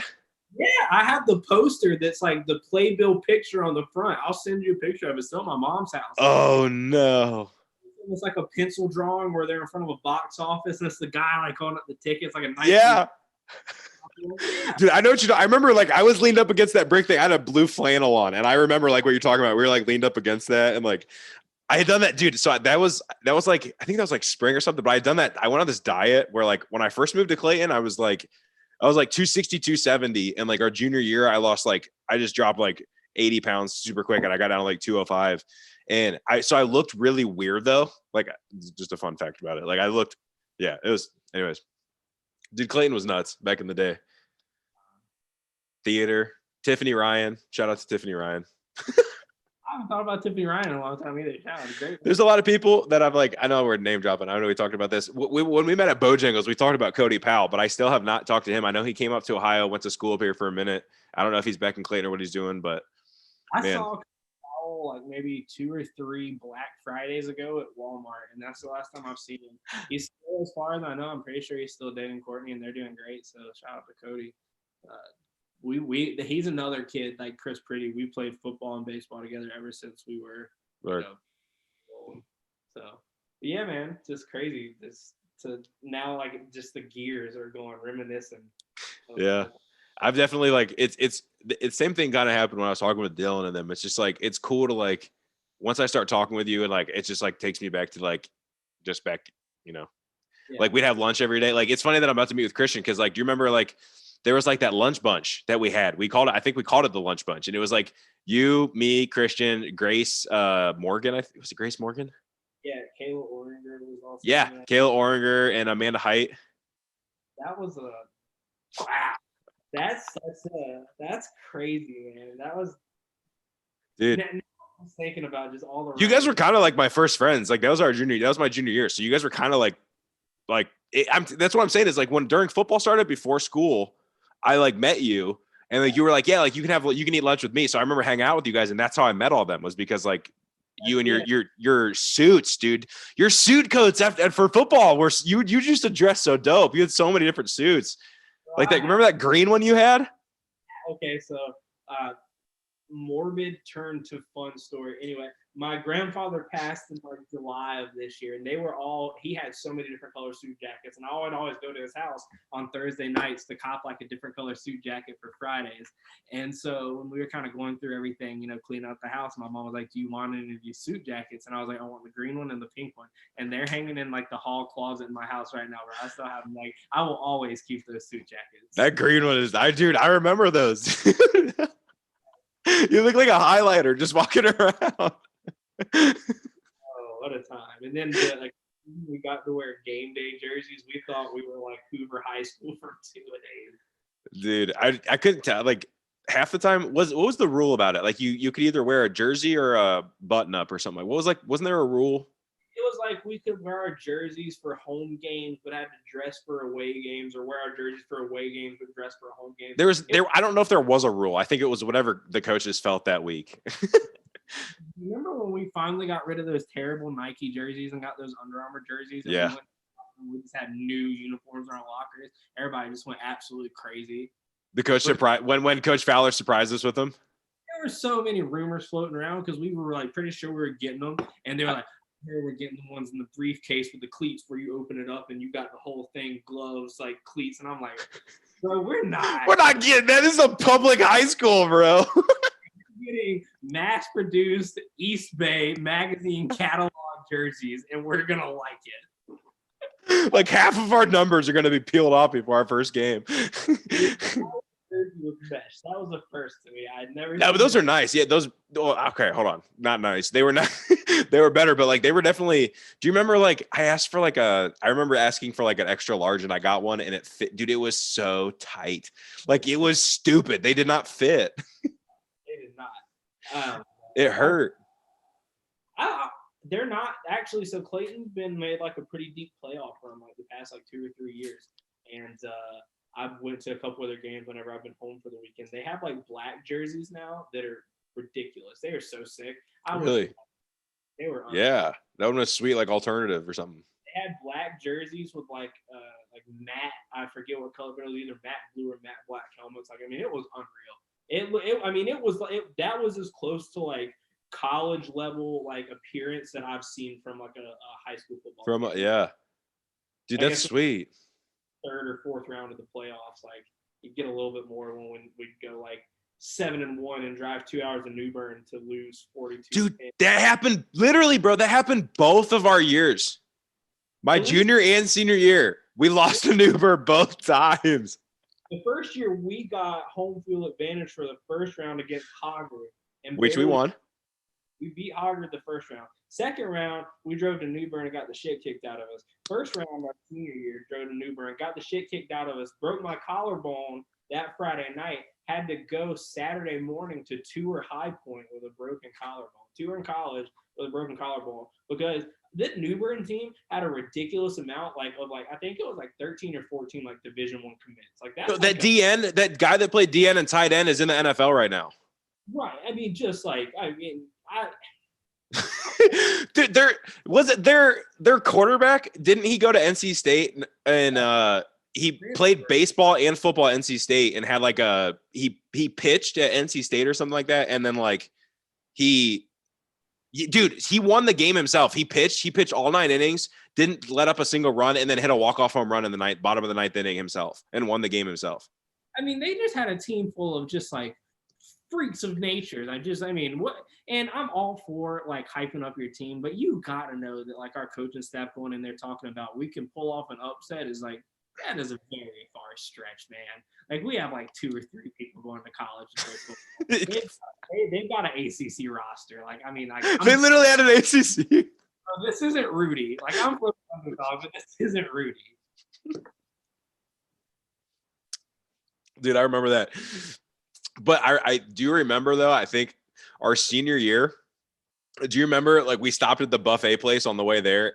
Yes, I was about to say Willie Jocks got me in trouble for that. I felt like we knew we were like our senior year, it was different. Like we were just kind of chill. Like nobody was like getting hyped up about it. Like we knew. But it was the same thing as last year, just bigger. And it was just like we watched film that whole week, and they were like, "Well, we playing on Thanksgiving," and I was like, "We're not." Like, do you see this kid? This kid just threw a 40-yard post route on a rope. Like, I'm not keeping up Dude, with that. yeah, dude, we lost like Stu, like Jay Stu and Matt Bunn, and like all the good people that might have even that were gonna help us at all, like gone. Cole I had Turner. a pair of Ray-Bans that had like lime green arms, like I mean the church camp style Ray-Ban. I was wearing them on the bus, and somehow they ended up at like Willie Dots when Gary Fowler was yelling at us on the bus because we wouldn't be quiet to get off to go into this barbecue restaurant. And then he was like, "Willie, why are you wearing those sunglasses?" And Willie, "They're not mine, they're Brandon's." And Gary yelled at me, and I was like, "Bro, I didn't even have them on. Like, I'm sorry. Like, bro, this is just for the sun. Like, I'm not trying to put on a scene right now." But Do you remember the gigolo thing we would do on the bus? Like the gigolo, gigolo, okay. so that game, oh man, it was such a mixed bag. It was either going to be hysterical, it was going to be ruthless towards somebody. Dude, they were so good. I mean, once you get your ass kicked at New Bern and you know you're a senior and you know they can't make you run on Monday for acting up on the bus, like it's anyone's ball game for 2 hours. Dude, I remember it was our senior year, and I was like getting ready to it was like Cardinal Gibbons, I think it was what it was. I was playing I was going up, I was playing DN, or I think I was like doing scout DN, and I was going up against Doug Stillwell. And he stepped on my foot, and I grabbed onto Tam, and Tam like ran, and I spun and twisted my knee, and that's when I tore my ACL. And I didn't tear the rest of my knee though. So they were like, "Well, you can play, or you can," and they were like, "You can play, and we'll give you this knee brace, or you can have your surgery." So I remember waiting until like right at the end of the season, like to have my knee surgery, because I was like, I'd want to try and play at least a little bit. So right after it was like 2 days after the New Bern game. We had the New Bern game on a Friday, and I scheduled like my surgery was the following Monday. Had my surgery, and I tried to make it back for baseball season, and I should have done it was just my knees. I've had problems ever since then. I think that's why, just because I was like trying to be a hero, and like I just didn't. I was also like, it was my senior year, and I just didn't want to like not play baseball at the same time. So I was kind of just like, I gotta try, but I've always just had these knee problems just ever since then. I think it's just because of that, but it is what it is. Moved off my thigh senior year. Dude, I remember that kind of. I had to get it wrapped up with like a donut over it on my right knee for football season. I got it done halfway through winter track, so I'd be back for outdoor track because that was like, I'll be very honest, junior and senior year of high school, I cared about track way more than I cared about football. I'm not even gonna lie to you. I feel that. Yeah, I had that knee surgery, and it's Jessica Twitchell and Shelby House came to my Shelby Houck and Jessica Twitchell, Jessica Rogers, Shelby Houck all came to my house because this is when like I painted the fall is when we did Babes in Arms, and I painted for that. So for whatever reason, like my senior high school, I was just super cool with the theater kids, and they all came and like brought me like Starbucks, and like it was cool. Dude, I'm not gonna lie, bro. Like the football people were cool, but like if it wouldn't have been for the theater kids, I would have hated high school. Like I'm so glad I get to look back and be one of the people that's like, I loved high school. And not like I peaked in high school, but like I just loved high school. You know what I mean? Like it was fun for me because I got that experience of like, yeah, I got to hang out with the football kids, but really like at the end of the day, like I'd get to hang out with the theater and the choir kids, which are like the coolest kids in the world. Like I got to meet like just sweet people, go to New York City with them, and like it was cool. Like I love the theater people. We bounced around from the theater to Miss Meg's class to the circle of friends. Belanger. Ashley Belanger, what a lady. Dude, she's political views. I don't even want to talk about that with her, but she was one of my favorite teachers because she liked arguing kind of. So she would get people to argue, and like, it was fun. Like I was in an honors roundtable, and like, we just sit there and just like, bro. I was literally about to say, since you were like political spectrum, we're not going to talk about it. I'm just going to say, I'm glad that we did not have roundtable with her in the political climate that we have now. Dude, we would have gotten kicked out because she wouldn't have not liked our opinion. We would have gotten kicked out. Do you really think? I mean, like, do you think they even have roundtable right now? I mean, there's no way. They can't.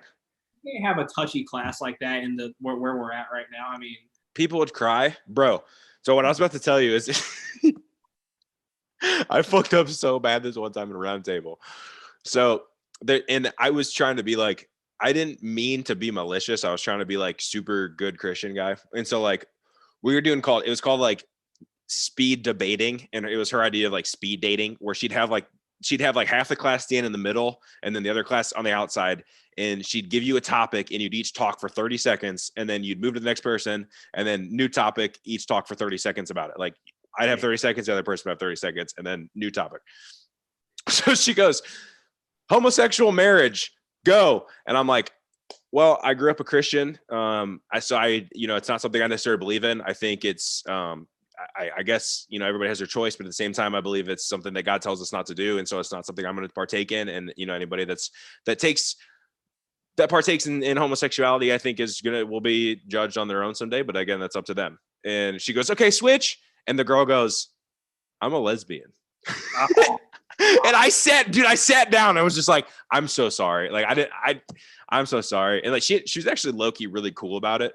She was just like, it's okay. Like it's just how you are. Like, she's like, that's how you were raised. Like, it's cool. Like, I'm just different. She was like low-key cool about it. Looking back, I feel really bad, but like, it would have gotten so like if we were in 2020, if that happened today, bro, I would have been beaten up on spot. Dangerous. I mean, but that was a good class. So I had a good group of people in that class, and we had differing views, but everyone was rational, and that was the good part because was it your junior or senior year? Senior year. Okay. I know for like one person I know that was in there was a very rational level, but a person like Mark Gurman and Mitchell McAllister, for whatever reason, I remember both of them being in there. It was very a good group. Yeah, those are good guys to have in there. Yeah, it was more of like a like intelligent conversation but like I feel like now it's just like people would just be yelling at each other like racist, bigot. Is it? I might be wrong. I know I'm pretty sure I'm wrong. But was it one of the Gurman? Is he a twin? Was one of his brother? Like, is his brother like pro golf? Yeah, I know he. David Gurman. David Gurman. I know he went to college for golf. I don't know what he's doing now, but I know he golfed in college. So he was. So when I moved back to Clayton, like after college, I moved back to Clayton for like 5 months. I lived there. It was like 2018. I lived in Clayton from like May, whenever school was done, May to like October or something like that. So I lived there for a couple months, and I worked at the Noose Golf Club, which completely different conversation about the name of that place. Like that it's still just so totally like, well, hold on. Well, we should talk about that in a second. But yeah, so when I worked there, the Gurman brother was always up there practicing, was always up there like putting, doing some sort of practicing. And I'm pretty sure the word on the street was he was trying to be like go on tour and like was playing with those guys. And like he was really, really good. Like insane good. Like he'd be like, which club do you want me to use? I'll hit the ball here, pick a club. And whatever club you picked, he'd hit the ball where he pointed with it. Dude, he was like that good. Like he was just like stuff like that. I play golf with my dad and my brother-in-law probably like 6 times a year, and I am mediocre. And I don't care to be great at golf. I think business golf is outdated. I don't need to ever be good at golf to impress a client. And if I go out and like have fun with a couple guys, go out and have fun for sure. Golf is like, what I've learned about golf is it's really cool because growing up playing football and like baseball stuff, it's like power sports. It's like quick, like energy, like quick movement, like stuff like that. Where golf is very similar to shooting a free throw in the sense of it's just like very calm, rhythmic, like smooth, like just like very smooth. Just keep it smooth. Don't try. It's not like a tackle somebody. It's very like, so I'm bad at golf, but like I know. You know how like every once in a while you'll hit a really good shot, so you know how to be good. You're like, oh, that's how I do that. But like, it's so hard to do it every time. Yes. Yeah. And so you're not bad, but you're just like not good. And it's just like a guy that my dad plays with. He's really good because if he goes and plays golf like today, if he went and played golf and he was like, oh, my 7-iron kind of sucked. He'll go home and stand in his yard and just like hit a 7-iron into a net like 100 times just to like get a repetitive motion and like figure out what's wrong. Get it down. if you put that much time into it, that's my thing with golf. You don't have to be athletic to play golf, and you can be golf if you just practice enough. And you can play for the rest of your life. You have the rest of your life to practice. You know what I mean? I just don't care enough to practice great at golf. Yeah, I feel that. It's tough. It's also expensive, dude. Like for as leisure as it is, it's pretty expensive, dude. Like most courses, even just to go hit a bucket of balls, it's like $10-12. Like get on a decent course in Charlotte with cart fee and everything for probably under $50 these days. And it's like, man, it is hard to justify, if I play twice a month, it's hard to justify it with beers and everything involved. $150 a month just to go play 2 rounds of golf. I mean, that's crazy. I feel that, dude. So this summer, like I'm actually trying to like, I've been bad about like being like, hey, like we should like do something like plan it. But so like I'm actually trying to do it. And like one of my buddies in like November, I was like, hey, I should come down. He lives in Miami. And I was like, hey, I should come down to Miami and visit you.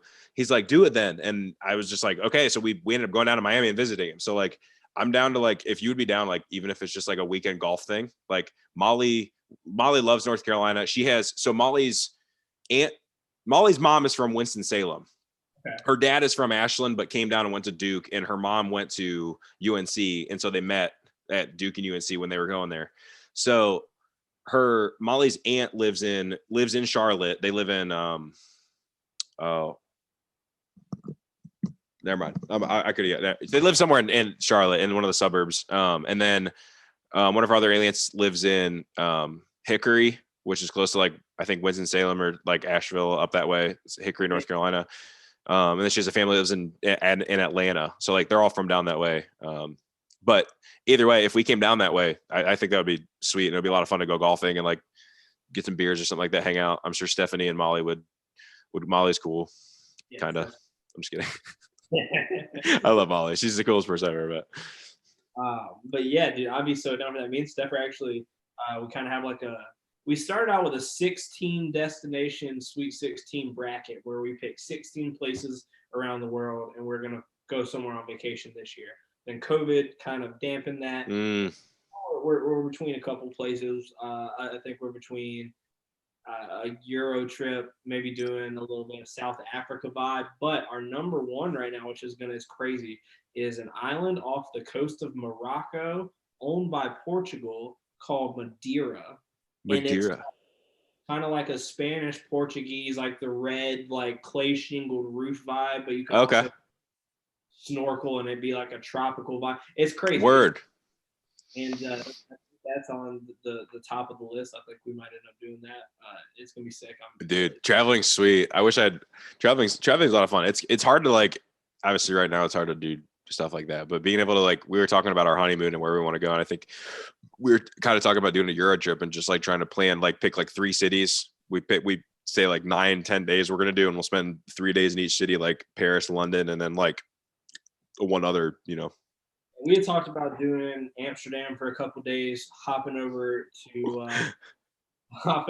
to France and doing like Paris a couple of days, and then like maybe like the countryside of France for a day or so. So if you did, we were like looking at it. If you did, what we kind of like low-key thought about doing was Amsterdam, Brussels. Maybe I'm looking at the wrong way. Amsterdam, Brussels, and France. Like France, going from like either flying into France. France to Brussels is like 4 hours or something like that, and then Brussels to Amsterdam was like another like 5. It was like reasonable, like to where you could do one, go to Brussels, and then go up, and like I guess Brussels is kind of cool. Brussels, Belgium. They have like a lot of Belgian waffles.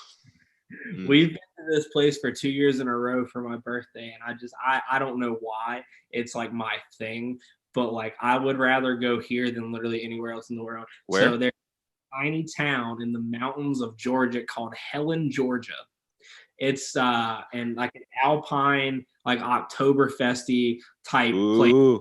They host an Oktoberfest, and so the first time we went pre-COVID, like a big fest hall where it's actually, yeah, Steph brought me. This is always like my souvenir. Every time I go, I'll get a boot. Dude, that's sweet. Yeah, so I always get a boot, every time we go down. But it's so kitschy. It's like you go to the fest hall and eating beer nuts. There's like a Ricola cough drop like horn guy. Like there's like a contest, yodeling. I mean, it is like the most like kitschy, wear later hosen, the most kitschy thing. For whatever reason, I fall in just in love with it. But we were thinking if we do the Euro trip, it would be a lot of traveling, flying to Amsterdam. I feel like you can see Amsterdam in a day. Hit Amsterdam, hit a couple days in France, take a train to Switzerland, see Switzerland, end in Munich, do a day at Oktoberfest, and then fly from Munich back the next day and just Dude. do trains and stuff. Yes. Yeah, trains are the way to go. Like that's what I found too. Is like trains are like way cheaper than some of them, dude. So it's really weird, but majority of the time trains were cheaper. But then there were some train lines that it was cheaper to take a plane. Like, because I did this thing and it was like from like it was like what was one of the routes? It was like, did I remember? There was like a multiple train thing that went from like Paris to London or something like that, and it was like a multiple train thing. But then there's one flight that just went. So I guess it just obviously depends on the journey. But yeah, that'd be cool to take trains. We found a train that goes. It's like the scenic train ride, whatever. And it takes like 6 or 7 hours from. I think it was from Paris to like Zurich in Italy, or I mean in Switzerland, like to like whatever their capital is there. But it was like $37 to like ride through the Alps on a train, bro. Like what? That's crazy. Wow, that's crazy. That's like, yeah, you're paying like for the experience, let alone the ride. Like, yeah. So I don't. nice. Euro might end up being more like you said, like a honeymoon vibe, but Madeira would be cool. I think we're pretty set on that. But Yeah. you go like diving with like sharks, like in the cage and everything. Dude, that would be cool. That would be cool. Yeah. We should definitely plan a weekend in Charlotte. I think that'd be a lot of fun to come down and just see. Like, I've never been. I went to the Browns came down to Charlotte to play the Panthers like in like 2015 or something like that, and we went to that game. And I will say, dude, nicest fans in the world. Like, we had like we had like our own little lot of like Browns fans and stuff. They had like a bunch of like Cleveland breweries and stuff like that up here, like dishing out beer. But like, we went into the stadium and like it was like a little like camaraderie, like just on the way up, like with our Browns jerseys. But like in general, dude, people were just like, they beat us, like the Browns lost, but like people were just like, so like, what brings you down to Charlotte? Like, you're from Cleveland, like, good game, tough loss, but like, what brings you down? Like, nobody was assholes. Like, if you wore a Browns jersey to a Steelers game, you're literally getting beer poured on you, stuff like that. Yeah, we my family went to New York, I guess maybe last summer. Saw the Yankees play. We're big Yankees fans. Saw the Yankees play a couple times, and they were playing just like, I don't even remember who they were playing, but it wasn't like the Red Sox rivalry or anything. And there were people like, we sat in right field. Me and my dad were like, let's sit in right field, the bleacher creatures, just for like one game, just to get the. And there were guys down there with like opposing team jerseys. Oh my God, they got abused, man. Like Northern sports fans are some of the most ruthless humans. Dude. So that's what I was gonna tell you. Is like, I don't, not dissing on North Carolina, but I've always heard, you always hear a lot about Duke UNC being a rivalry. My opinion on this is because Duke University is such a small arena for basketball only. It's not so much Duke football and UNC football. It's Duke basketball and UNC basketball. You know what I mean? And it's like, that arena is so small that I feel like it just creates like such a environment like that. But dude, you always hear about that being a big rivalry, but in my life, and I'm not even an Ohio State fan like that. Like, I watch Ohio State. Like, I'm not a diehard Ohio State fan, but dude, Ohio State, Michigan, I've seen like, dude, it is bad. Like, people, like, I've seen my grown friends completely lose their minds and like yell and just like throw like tantrums of like adult friends just freaking. And I'm not shitting on them. Like, it's just, they take it that seriously. And I'm like, it's not, and I'm sure there's that Duke UNC a little bit, but like, dude, there's nothing I've ever seen like OSU Michigan people sometimes, like, especially like when we'd have those few Michigan friends that would like come hang out and watch the games with us. And then we'd get drunk and then Michigan would lose and they'd get all pissed off and all our Ohio State friends are drunk and they'd be like, oh, Michigan sucks. Like, dude, in that one game, do you remember Michigan State, where the final play of the game was supposed to be a punt? They fumbled the punt. Michigan State grabs it and returns it and like wins the game on the final play. Yes. That game, like that kind of shit. That's not even an Ohio State Michigan thing. And like this, dude, I don't want to talk about it just because I don't want to. You know who you are, Michigan fan. Love you're passionate about the game. Well, that's a great word. They are so passionate about. They're just so passionate. You have to respect it. I don't feel like I'm just not that into sports, I guess, really. Like, I don't know. I've never been like, Panthers came to North Carolina in '95, but growing up in like Raleigh, no one Really? cared. Yeah, everyone cared about the Hurricanes, bro. The Yeah. Hurricanes, Raleigh's like premier athletic team. It's the Like only there's no other sports in Raleigh, right? the Carolina Railhawks. They're like I don't know if they're like a soccer affiliate. They're major league affiliate. I don't know if they're MLS or not. But yeah, no, it's always like I mean, we never like Hurricanes. bro. I mean, I think it's really just because like especially in like the Raleigh area, you have NC State, UNC, and Duke all playing. You don't need a professional sports team. I've grown up on college sports, and I think so many people have. But yeah, which is dope though. Like to a point, like that is the atmosphere. There's this argument in my friends group about what's better, college or pro sports. Everybody's trying to make it, man. Especially in like the teams where like you have good teams like ACC, Big Ten, whatever. You have kids that are like they have the possibility of even if they're not a top draft pick, they could go pro and be like even a practice squad player. Yeah. But they're going hard, and then you've got like pros that are like, I'm not gonna like go this hard on this game because I don't want to like tear my ACL on a throwaway game and that kind of stuff. But yeah, competition is better in college sports, in my opinion.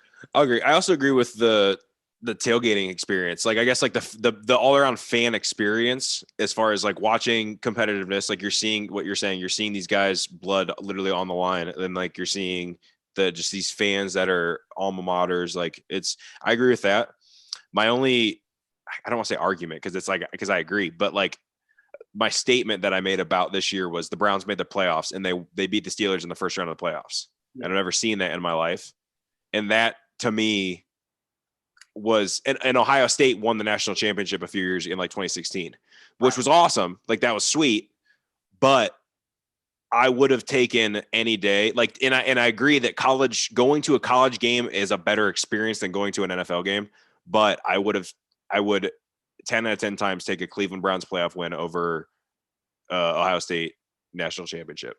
And that's a fact. But if you look at like all of the pro sports, like if you look at any movie, like what is that? The Replacements, or what is that? Vince Papale story, Invincible. Yeah. Like any like working class blue, and I think you see it a lot like in the Rust Belt of like the Midwest. And I don't know if that's an offensive term to Midwesterners. No, that's exactly what it's like. The blue collar. I know what you mean. The Rust Belt. That's a good term. I think a lot of people would agree with that and be like, yeah, that's what we are. And that's where you see all the professional movies, but you don't see a movie about like professional sports in the South. You always see the college movies. Like what is that one with Sandra Bullock? Blindside. Always like. That's a good point. That's a really good point. I've never thought about that. It's always tied to that, man. You always see like down here you have Remember the Titans, Radio. You have all these high school and college football movies. Radio is Notre Dame, wasn't he? No, Radio was TC. No, Rudy's Notre Dame. Yeah, anyways, but that's just yeah. Yeah. Well, so, I mean, it's just like pro sports are bigger. You're right. That's true. That's fair. That's a good point. You do hear a lot about like that's the thing though. Is like down south, like even Clayton almost to a point of like. Sports aren't like that in Ohio. Like down south, dude, sports are like high school football is like the shit. Like it's like they make TV shows about high school football in the South.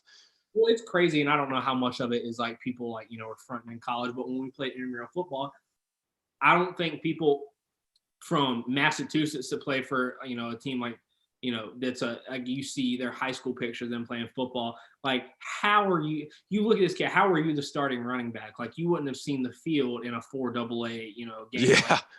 It's like, always like, oh, I saw a quarterback, I saw a running back, I saw a safety. And I'm like, bro, like you wouldn't have touched the field. And, and it's just like, it's crazy. Like, kids playing football and they don't even have bleachers at their football field, man. Dude. That's what I'm saying about like people in Ashland. I want this on the record.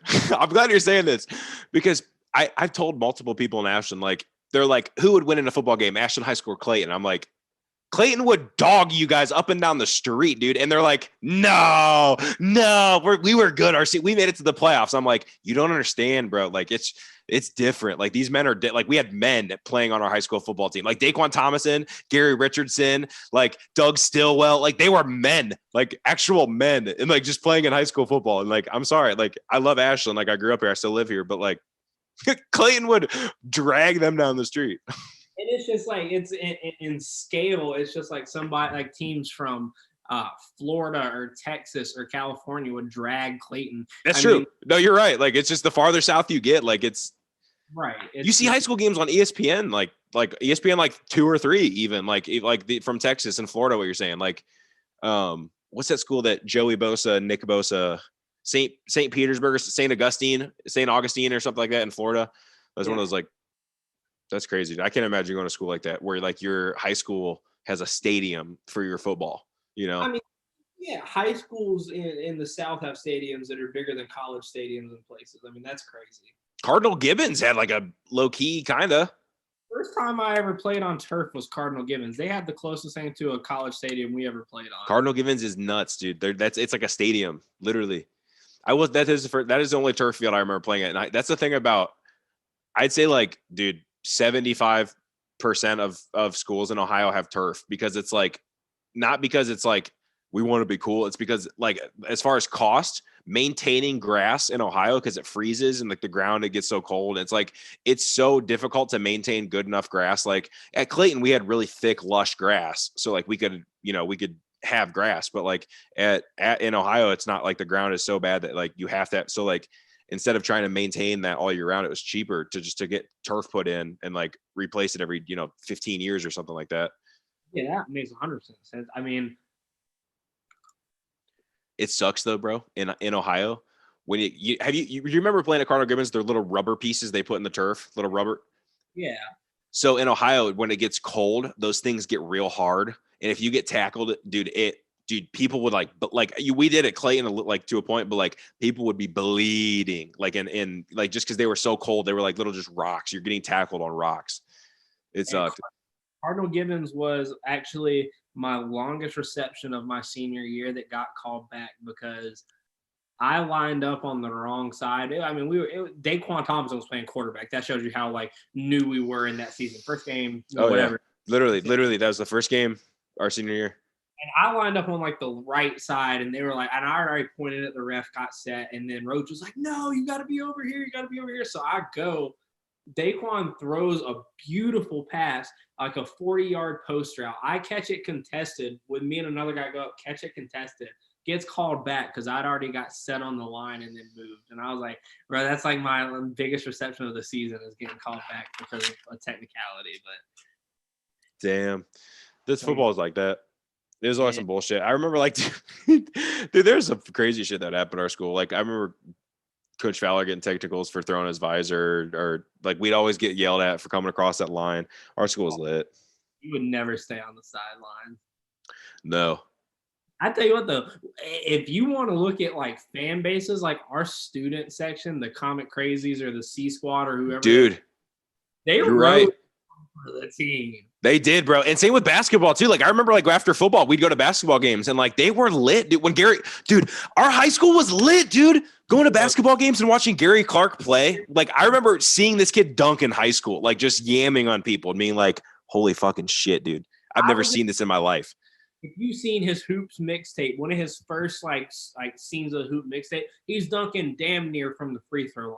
And I remember that game, and it was actually after I graduated. I wasn't in the student section, but the school went berserk. I mean, like that's some Michael Jordan stuff that you're seeing dunking from the free throw. Literally, bro. I was seeing like I've seen videos on. Have you heard of Overtime? They like on like a big Instagram thing. So I follow them.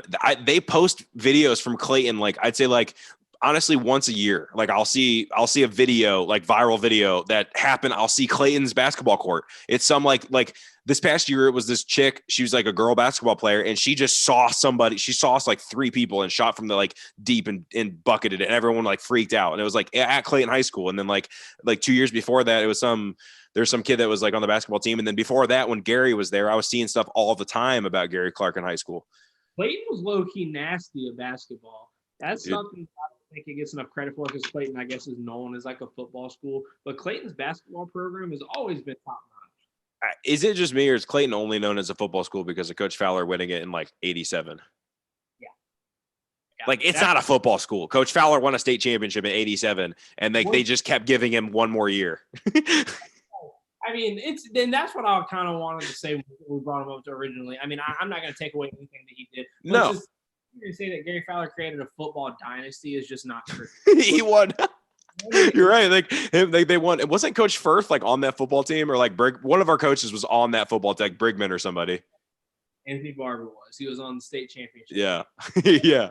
Won in '89, and then like also in 2011. No, it was us. So it was.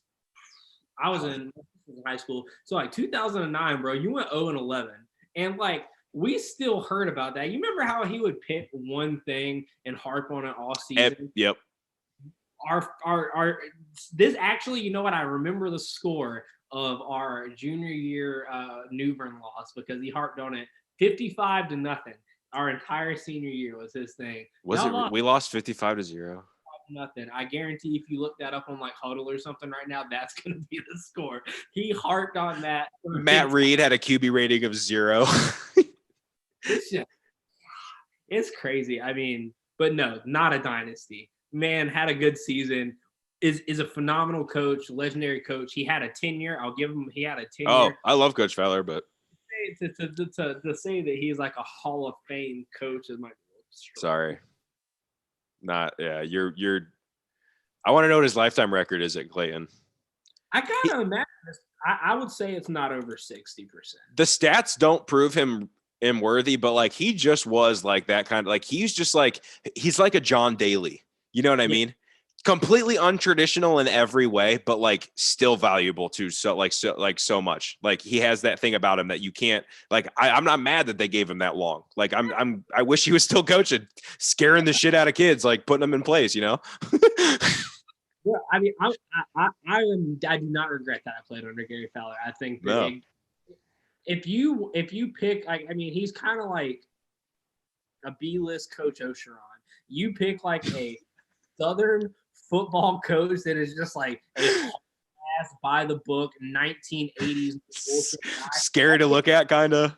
Yeah, that's like unpredictable, man. Just driving in circles. Gold chain, yeah, that gold Cuban link on his wrist. What is today gonna bring? Is Gary gonna bring laps, or is he gonna be like, hey, we're gonna give y'all some peanut butter sandwiches after? You're right, dude. You're right, dude.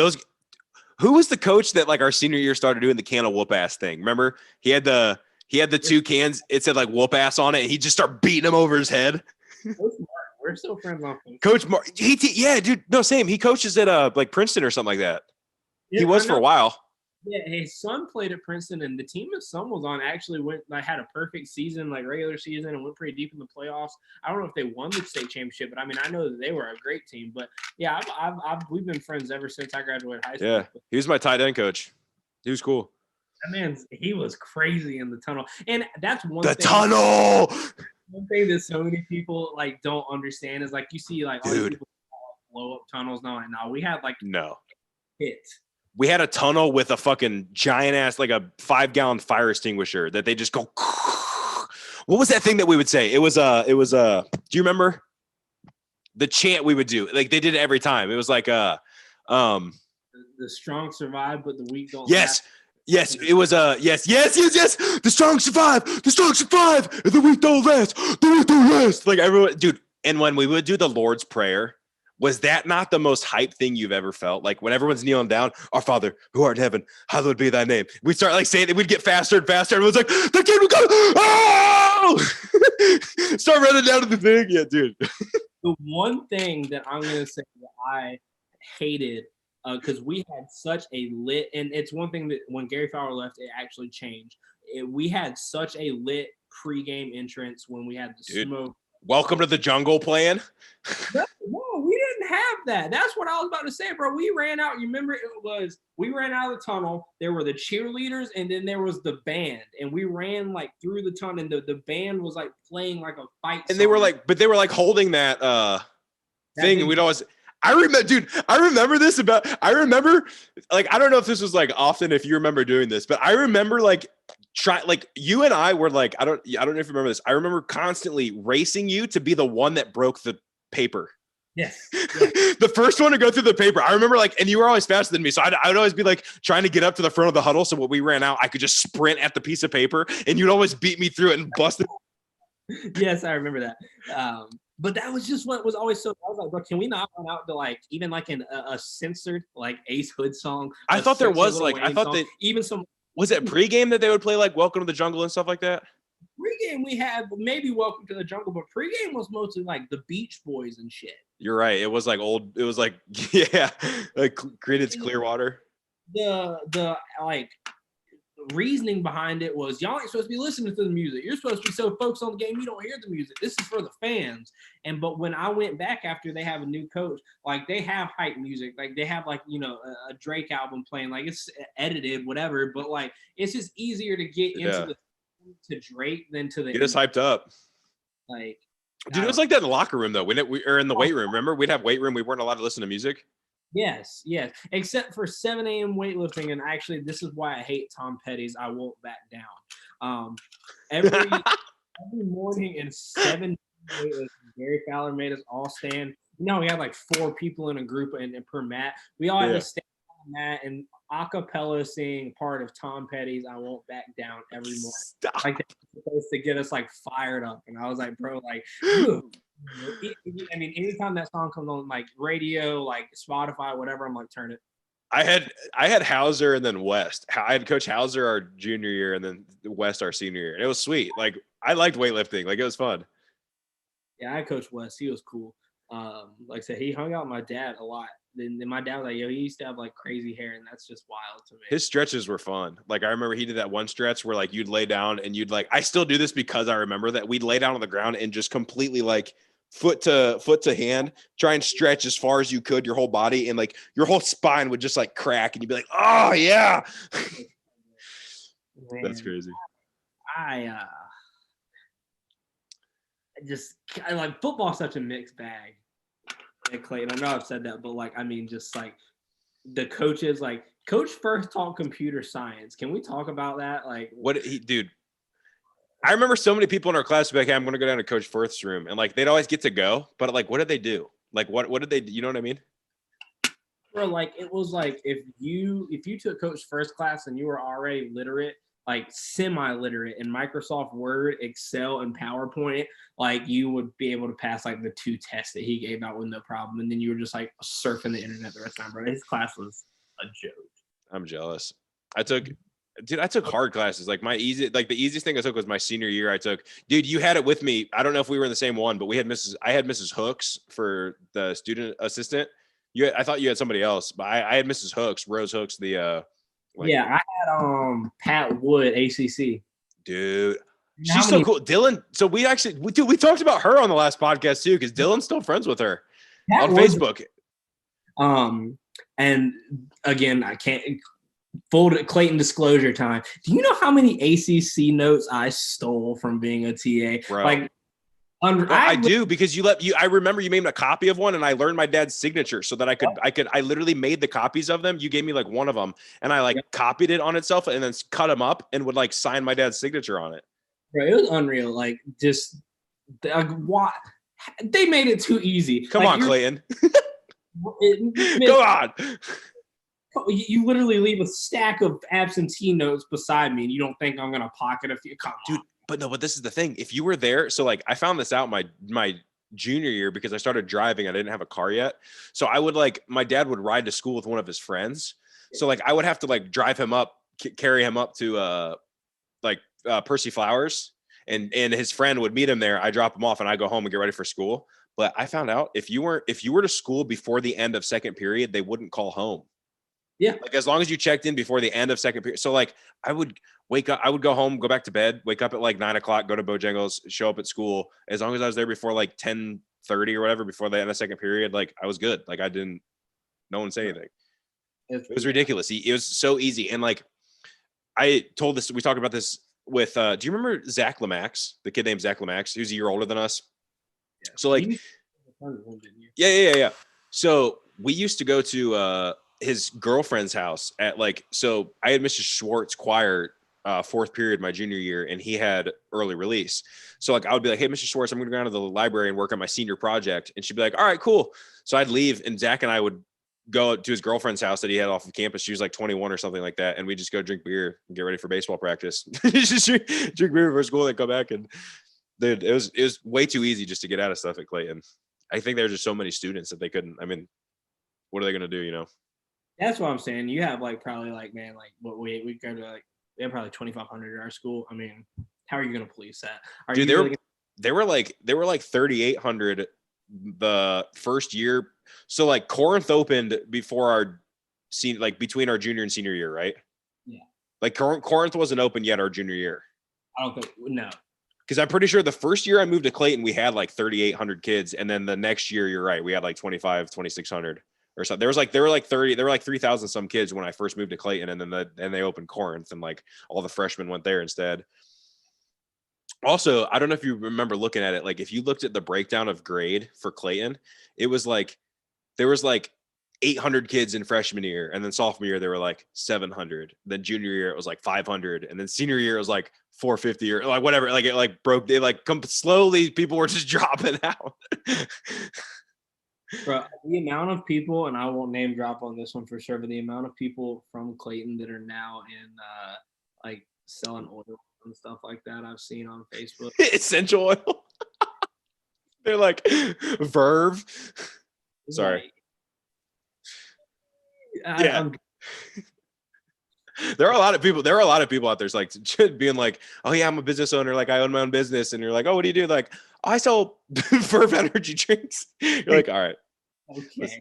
I tell you, if you want some high level entertainment, go to Facebook and follow the Johnston County online yard sale. Dude, okay. Anybody that watches this, I want them to follow you on Instagram. Go to like my followers and follow Brandon Holder because his Instagram is the best. Like he posts the best like political memes that are just perfectly funny without being too impolite, but like definitely just perfect. But then the Johnston County, what's it called? The Johnston County like online yard sale. Yes. I mean, the most wild things people post. Like some woman posted like heavily used bedroom slippers for $3. And I'm like, bro, who are buying this?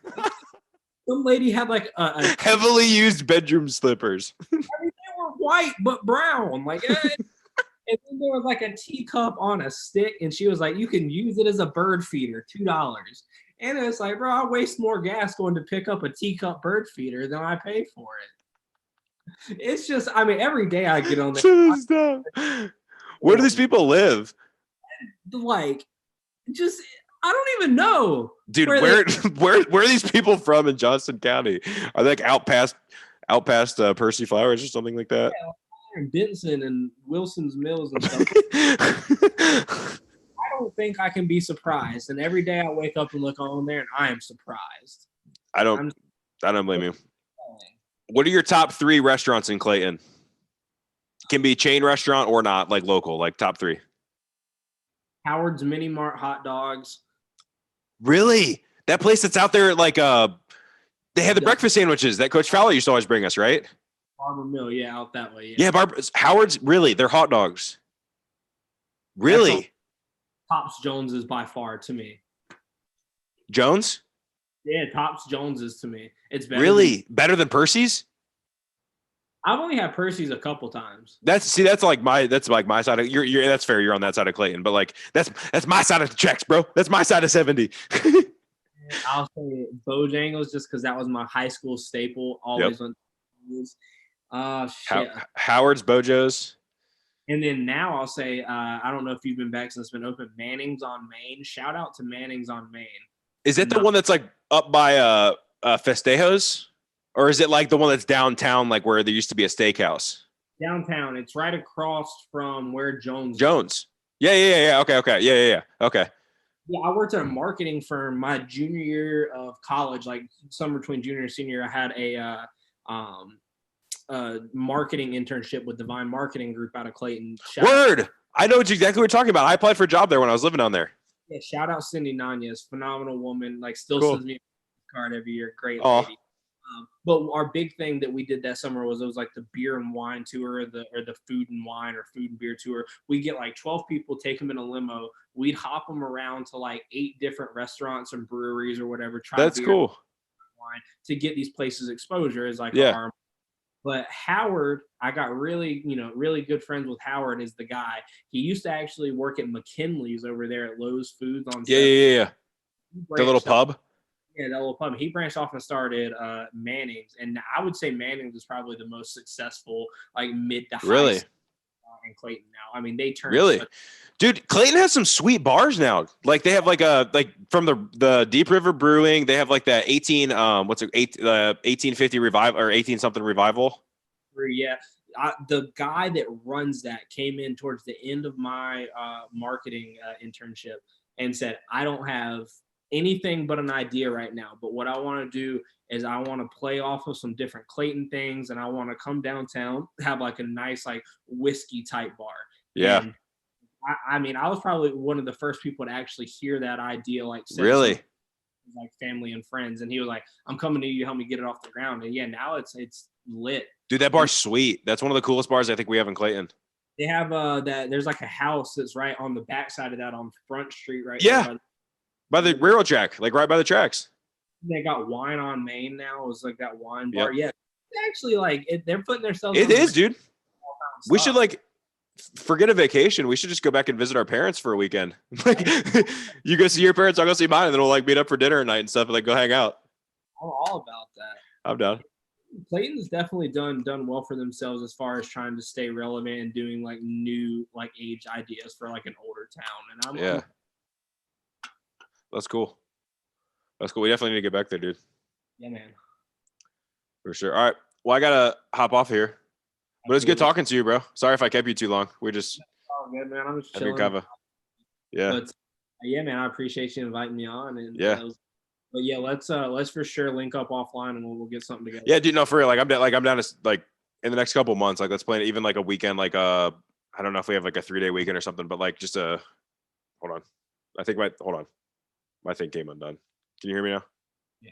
Okay. I accidentally pulled my thing out. Yeah, like a 3-day weekend or something like that. We'll just we could like plan to link back up in Clayton. Like you could visit your parents or something like that, and I'll go see mine, and then we could just check out some of these spots. Like man, I've not been to Manning, so like I'd be down to go check that out. Yeah, dude, unreal. So yeah, Steph always comes with me. So yeah, all good. Yeah, cool. All right, man. Well, peace out, dude. It was good seeing you. Good talking to you. Peace. Peace.